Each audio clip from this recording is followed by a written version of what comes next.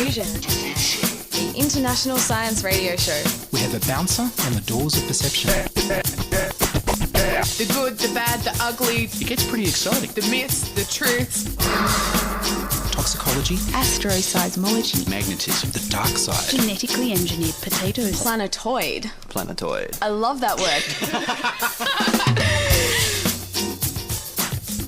Hello and welcome to Diffusion. Sit back and relax while we laser weird and wonderful science directly into your mind. I'm Ian Wolfe. On this edition, Professor Judith Dawes uses random lasers to sense molecules, and from the 2008 archives, Kashina Allen talks about the science of power dressing and blue eyes. Random lasers.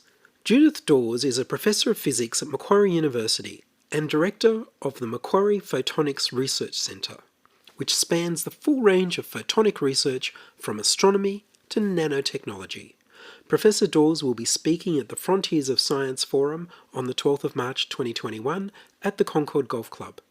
The Frontiers of Science Forum is run by the Australian Institute of Physics, the Teachers Guild of New South Wales and the Royal Australian Chemical Institute.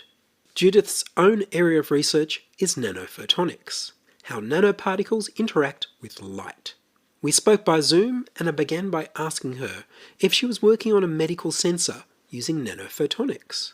Yeah, I've got a long-standing interest in applying photonics and applying lasers to areas of practical use, and so that includes medicine. I've worked in the past on lasers for microsurgical tissue repair, so looking down a microscope, actually welding the tissues together when you sever your finger or something like that.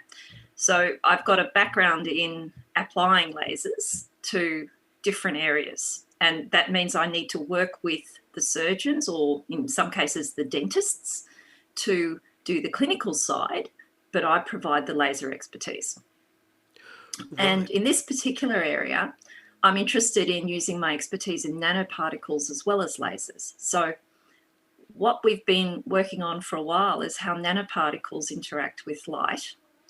And the nanoparticles, the ones that I'm using are actually gold nanoparticles. They're really interesting because they concentrate the light, they absorb the light, but they also reflect it.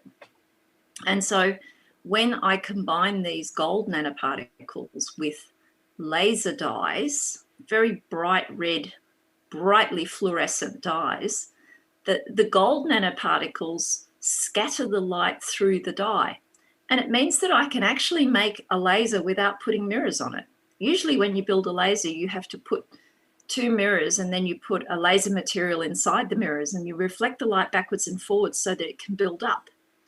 My lasers build up without any mirrors because the gold nanoparticles scatter the light backwards and forwards inside the laser dye solution. So you can make, a liquid laser. I can. I can make a liquid laser inside an optical fibre. I can make a liquid laser inside a drop. So with little tiny lasers, you can look inside human tissue? I'm not actually building these lasers inside human tissue. What I'm exploring is how you could introduce a fluid from the body, and there is, any number of fluids you could think of, and then explore what's in that fluid by the way it interacts with the laser. So this is not something where I build a laser inside the body. Someone else has built a random laser inside cancer tumours and has shown that the cells in the cancer tumour scatter the light differently than healthy cells do. And so you can distinguish maybe a cancer tumour from some other kind of tissue because of the way it behaves in a random laser. That's not what I do.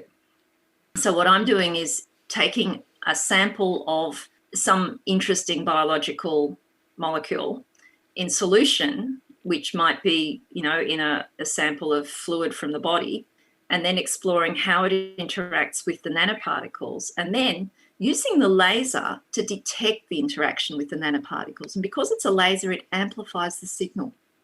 And I can get very sensitive detection because I use the amplification process of the laser to see more deeply, more basically. So I can see over 5 orders of magnitude the concentration of this particular biomolecule in a solution. And what sort of biomolecules might people be looking for? There's a range of molecules that you might be interested in. So I'm not the clinician, but I have read that dopamine is a particularly interesting molecule to study because it's a neurotransmitter in the brain. It's also, the concentrations of dopamine in the brain are distinctive in Parkinson's disease. And so being able to monitor the course of treatment, it's not just a question of diagnosis, it's also a question of monitoring the course of treatment and being able to detect the dopamine concentration on a regular basis at very low concentrations, because it needs to be an extremely sensitive test. So that's why I was exploring the random laser as a test for it, because it enables me to amplify the signal and make it more sensitive. So the gold nanoparticles in the dye are a random laser? Yeah, the gold nanoparticles plus the dye are the random laser. So I need the laser material. The laser material is my laser dye. It's bright red and it emits in the sort of orange yellow. But I need the gold nanoparticles there too, because they're the ones that scatter the light backwards and forwards and around to enable it to amplify the light, because a laser is light amplification by stimulated emission of radiation. It doesn't just happen with emission, it needs amplification. And that's what the random laser enables us to do, is to amplify the light as it scatters around inside the material. You can make random lasers in all sorts of things. You can make random lasers in milk. You can use the milk particles, the little colloids in milk, the little fat globules in milk, and they scatter the light too, but you have to add a laser material to the milk, because milk itself is not a laser material. What does a lasing material do? It emits light. It emits light. So you have to add a laser dye to the milk, and so you get this sort of pink milky solution. You can make it laze. I have. It's just fun. There is literally a paper in Scientific Reports where they used random lasers in milk to classify whether the milk had fat in it or not. And it's the sort of thing that makes kids go, maybe I could do that. Yeah, If they had I can add dye to milk and I can make add- it exactly. laze and emit light. You know, Mum, why doesn't my pink milk laze? Yeah, Exactly. I can imagine that exactly. too. That sounds like fun. And it's distinctive. It responds differently to skim milk versus full fat. So the fat is acting as the mirrors? Yeah, the fat is acting as the scatter. It's just like my gold nanoparticles do. Yeah, you can scatter light from a lot of things. And milk is white because it scatters the light back at you. That's why it's white, because the light is scattered back to your eye at all wavelengths by the particles in the milk. And are these random lasers used for lots of other things as well? Actually, it's a little bit of a niche area. It's not a widely adopted technology. It's mostly of interest because it is a whole regime of laser operation, which is very different from the one that we normally build with mirrors. And so you can explore a lot of parameters of how lasers work in these systems. That is what most of the work on random lasers has been, but there has been some work on building very bright but low coherent sources for low speckle imaging. So typically when you use a laser, it's very bright, it's good. But because it's coherent, all the particles come together. The light photons are bunched, they're coherent basically. And so then when you do imaging with that, you tend to get what's called laser speckle, and it's a sort of a spottiness, it's a particulate, it messes up your image a bit. And so by reducing the laser speckle, by reducing the coherence, you can actually improve the imaging of all kinds of things, optical coherence tomography, all sorts of different things. And so random lasers offer the opportunity to make bright emission, but also low coherence emission. And normally when you say laser, you assume it's coherent. Random lasers are different because the coherence is reduced because it's spread across the surface of the emission. And the light is not coming out in a direct beam, it's coming out in a sort of a glow. So it's a slightly different kind of laser, but it can still be quite bright, which means that you can use it for imaging. So it is a bit of a niche area. And how did you get interested in this area? It fitted with my understanding of plasmonics, and I'm interested in how light interacts with the nanoscale. So nanostructures on a surface are often metallic structures. You can make tiny little antennas, and you think of what a TV antenna looks like, scale it down. Scale it down so it's gold and it's microns in size. That'll work with light the way a TV antenna works with radio waves or TV waves. And so you can make these tiny little gold nanostructures, and then they interact very effectively with light. And so I was interested in that idea, but that's based on a surface, and it's actually quite complicated to manufacture. And so it's not very scalable, whereas nanoparticles can be scalable in different ways. And so you can work in liquid solutions with nanoparticles, and you're not so constrained by the fabrication costs and the facilities and the scale of the problem. And so being able to work with nanoparticles gives us a lot of versatility that we didn't have on a surface. It's a more versatile system, but it lends itself to different things. So the surface plasmonic effects are very effective for something like a photodetector, whereas my structures are more interesting for something in a liquid or something in a gas. So did you start out being interested in these very tiny sort of interactions and devices at the beginning of your career? I started out as a chemist. Huh? So I've started out studying chemistry, but early on in my career, I started working with lasers and I was hooked. Even the ones in the infrared that you can't see, I was still hooked. And the thing that's fascinating about lasers is the way the dynamics of the laser works. It optimizes itself in ways that sometimes you don't yourself predict, but the laser works in a certain way and you suddenly have to go back and think, why did it do that? And then you can think through and you can work out why it did that, because the light optimizes its own properties in many ways. It's a really interesting system to study. It's just magical. And it doesn't matter that you can't see the light. Much of my career, I've worked with infrared lasers and you can't see them at all. It doesn't matter. It's still fun. And so I really enjoyed working with light the whole way through my career. And I don't think I've had a position where I wasn't working with lasers in the last 3 decades. But I started off as a chemist. I started off in a chemistry degree, and I have done research in both physics and chemistry. And some of the nanoparticle work actually bridges that gap quite well because it's a materials question. Nanoparticles have different properties than the bulk material. If I give you a slab of gold, or if I give you gold nanoparticles, they're both gold, they're both pure gold, they're elemental gold. What's different is that the gold nanoparticles are all surface. There's hardly any bulk. The gold slab is all bulk with hardly any surface properties are different. And the surface is somehow, it's a bit imperfect. It's not the proper crystal because it doesn't have a layer of atoms on top of it. So it's different. And surfaces react in different ways to everything around them, whether it's light or whether it's materials like liquids or water or something coming over the surface. It's different.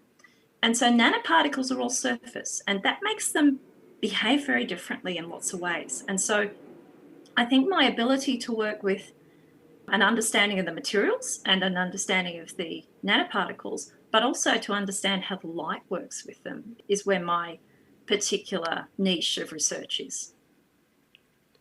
But I didn't start off knowing anything about nanoparticles. I knew about molecules.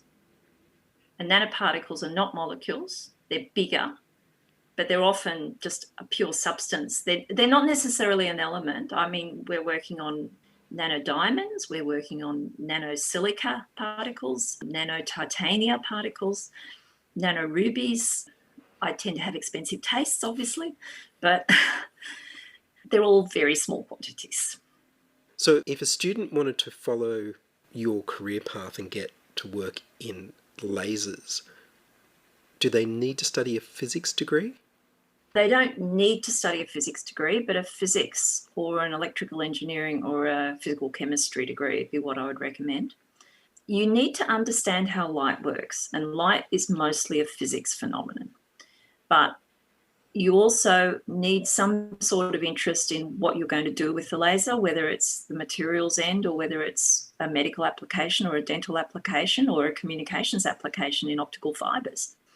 So if you've got an interest in the end user aspect of how you use a laser, you can also approach it from that end too, because often your expertise in the application will then lend itself to getting involved with some use of the laser to do the application. Fewer and fewer people build lasers these days, but lots of people use lasers. And so there's a lot of opportunities to work with lasers without directly having a physics degree. If you have an area of interest where lasers might be applied, you can certainly get involved in using lasers in that area of interest. I've actually really enjoyed my career in photonics. Photonics is such a powerful enabling technology. You can apply it from communications, and we've worked in that. You can apply it in defense. You can build high power lasers and take out satellites. You can build, and one of my students does that. You can do lasers for medicine, for dentistry. You can do lasers in so many different areas. You can use lasers to machine metal, to weld, to drill holes, all sorts of areas like that too. And so it's such a powerful technology. I really think there's a future for light, and light can make a whole lot of things work better. Terrific. Well, Judith Dawes, thank you very much. Thank you. That was Professor Judith Dawes from Macquarie University, Director of the Macquarie Photonics Research Centre, talking about using random lasers to sense molecules. Professor Dawes will be speaking further on the subject at the Frontiers of Science Forum. You're listening to Ian Wolfe on Diffusion Science Radio. Send emails to science@diffusionradio.com. We're brought to you across Australia on the Community Radio Network and podcast over the internet on www.diffusionradio.com. Next up, from the 2008 archives, here's Kashina Allen with the science of power dressing. If you believe advertisements and popular movies, presenting a neat, tidy, fashionable image projects intelligence, breeding, and can help to land you the perfect job as well as your dream date. But this success may come at a price. It seems that much of our dressier clothing may create health problems. One issue is constriction.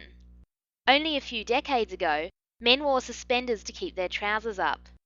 Now most use belts which continuously constrict the abdomen during use. Tight belts have been proposed, controversially, as one of the reasons for the increase in rates of esophageal cancer. Stomach acids may be forced upwards, causing acid reflux and esophageal damage, which can lead to cancer. Studies on the wearing of back support belts used by people who lift heavy weights, such as removalists, have shown them to increase diastolic blood pressure. Extrapolating, this suggests that the constriction caused by a regular belt may also increase blood pressure, raising the risk of heart disease or stroke. In women, the health effects of old-fashioned corsets are well known. Less well known, however, are the issues associated with the wearing of modern bras. Like corsets, these also constrict the chest, though nothing like a corset. Pressure from bras has been shown to slow digestion, reduce autonomic nervous system activity, responsible for organ functioning, and interfere with the temperature regulation of the body. Tight underpants and trousers such as jeans constrict the groin and increase scrotal temperatures, reducing fertility in men. Even boxer shorts may prove too cozy and warm an environment for healthy sperm development. Neck ties, particularly when worn with a tightly buttoned shirt collar, can constrict blood flow across the neck. This has been shown to lead to increased pressure within the eyes and, by implication, within the head. Higher pressure in the eyes may increase the risk of glaucoma, and increased intracranial pressure may increase the likelihood of strokes. But speaking of ties, let's also not forget how much of a breeding ground a necktie can be. Food spills, sweat, saliva, and mucus from sneezing can provide an ideal environment for unhealthy bacteria. One particularly disgusting study I found looked at contamination levels between regular ties and bow ties worn by gynecologists. It found no difference in bacterial levels after a day or two. Every time your tie touches your hands, your face, or even your lunch, harmful bacteria can spread. Your feet are another obvious source of trouble. Fashionable shoes can lead to serious foot pain and deformity in later life. Studies of shoe choice have shown that most men and women choose shoes far too narrow and often too short for their feet, with a surface area of the sole often lower than the surface area of the bottom of the foot. Narrow shoes lead to corns, bunions, and foot pain. Short shoes create toe deformities over time. High heels, those above 2.5 centimetres, are also associated with bunions and painfully calloused skin. Poor shoe choice could also lead to higher risk of fall-related injuries. But then that's not just shoes. Tight skirts and low-slung pants and trousers may impede movement and may lead to more falls. Though on the other hand, flowing clothing can lead to burns if people are incautious around open flames or heaters. And then think of the added issues with cosmetics. Manicures, nail varnishes and acrylic nails, for example, all involve some level of exposure to organic toxins such as acetone and toluene. Linked to cancer, neurotoxicity and respiratory problems, these chemicals may impact the wearer. Certainly people with a heavy exposure to these chemicals, such as nail technicians, show slight but significant decreases in cognitive reasoning, memory, and learning abilities. So does this mean that snazzy dressers are dumber, more deformed, spread disease, and have lower IQs than slobs? I'm not sure I'm entirely convinced, but I might bring up these arguments when next told to spruce up. Women in general are not as strong as men, but with the right equipment adjusted to their capabilities, they can do just about the same work as men. Their employment, therefore, requires all the health and safety precautions necessary for men, plus some extra measures. Who are these women? Where did they come from? They worked in offices. They liked fun and music and peace. When we first went to work, we were told what was expected of us in the way of good health habits and safe practices. We were told that wearing proper, sensible clothing was a very important item in our new work, and the necessity for wearing the right apparel was pointed out to us. Long hair can cause an accident if it falls across the face and eyes and interferes with seeing your work. When working at top speed, as we all are, we can't wear high-heeled shoes. They catch easily, ankles turn, and the effort of balancing ourselves tires us quickly. Dressing sensibly like this, from shoes with wide, low heels to proper headdress, an attractive turban, or a hairnet, will give us protection where needed and help us work efficiently and safely. Who are these women? We are these women. And here is Kashina with some blue-eyed science. Recent research into blue-eyed men has shown that not only do they prefer blue-eyed women in photographs, they are also more likely to form a relationship with them than with women of any other eye colour. Since blue eyes are a recessive trait, blue-eyed parents should only be able to have blue-eyed children. Thus, by selecting a mate of the same unusual eye colour, one hypothesis suggests that men can easily spot an offspring of an affair, ensuring that the children they help raise are most probably their own. So flashing those baby blues may be good on the dating scene, at least if you're trying to net yourself a blue-eyed beau, but when it comes to vision, they may prove a bit of a disadvantage. But firstly, why do humans have different eye colours? It mostly comes down to the amount and location of melanin, yes, the same substance which controls skin colour, and where it's found in the human eye. Pale eyes, such as blue, grey or green eyes, contain little melanin, dark brown eyes more. Which eye colour you get is primarily determined from genetic variation based on the eye colour of your parents. But how does your eye colour influence how well you see? The darker the eyes, the more light is absorbed as light waves pass through the eye, and thus less light is available to reflect within the eye. Light reflection, called scatter, can cause susceptibility to glare, such as from sun or headlights, and also to poor contrast discernment. Thus it seems that people with darker eyes may have better vision in high glare situations. Perhaps this makes them better night drivers, for example. This may also affect your colour vision.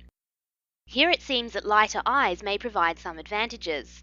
By allowing more light in, blue or grey eyes appear to make it easier to discriminate between colours. So it seems to me that blue-eyed people should really go for dark-eyed partners. This way one can pick the paint colours and the other can drive home at night. Thank you, Kashina Allen. The news will return next week, along with an interview about exact sciences in antiquity. And that's all from us this week on Diffusion. Are you a scientist, artist, biohacker, or maker who'd like to be interviewed about your work? Would your company like to sponsor Diffusion? Send your contributions, opinions, helpful suggestions, and donations to science@diffusionradio.com. That's science@diffusionradio.com. Please like the Diffusion Science Radio page on Facebook and rate the show on iTunes. Tell your friends. Follow me on Twitter @IanWolf. I produce Diffusion, which is broadcast around Australia to 28 stations on the Community Radio Network, including Radio Blue Mountains 89.1 FM in New South Wales, 8CCC in Alice Springs and Tennant Creek, 2 NVR in Nambucca Valley, 3 MBR in the Mallee Border districts of Victoria and South Australia, City Park Radio 7 LTN in Launceston, Tasmania, and 2XXFM in Canberra. Diffusion is narrowcast on Indigo FM 88 in northeast Victoria. Diffusion is syndicated globally on the National Science Foundation's Science 360 internet radio station and also on astronomy.fm. Subscribe to the podcast on the Diffusion website, www.diffusionradio.com. That's www.diffusionradio.com, and check the website for links, photos and videos about this week's show. If you enjoyed this show, you can explore more than 1,000 previous episodes archived on diffusionradio.com, where the shows are labelled by keywords so you can focus in on the stories you want to hear. Make a donation through paypal.me/IanWolf, or join my patrons at patreon.com/diffusionradio. I'm Ian Wolf. Join us inside your audio device of choice for more science wondering next week on Diffusion Science Radio. Science is fun. It helps you to learn, to know, and to appreciate. When you study science, you may go on field trips. You discover the marvelous interrelationships between all living things. You learn to read the history of the Earth as it is written in rocks and fossils. You find out what makes things tick, everything from a molecule to a living organism. In the study of science is found the most useful and satisfying knowledge of man. Knowledge of his physical world, its past, its present, and its future. And in your moments of relaxation, now and in the years to come, you will find the study of science leading you into fascinating pursuits. Photography, collecting. Why study science? Study science because you will find in the study of science a richer, more rewarding life.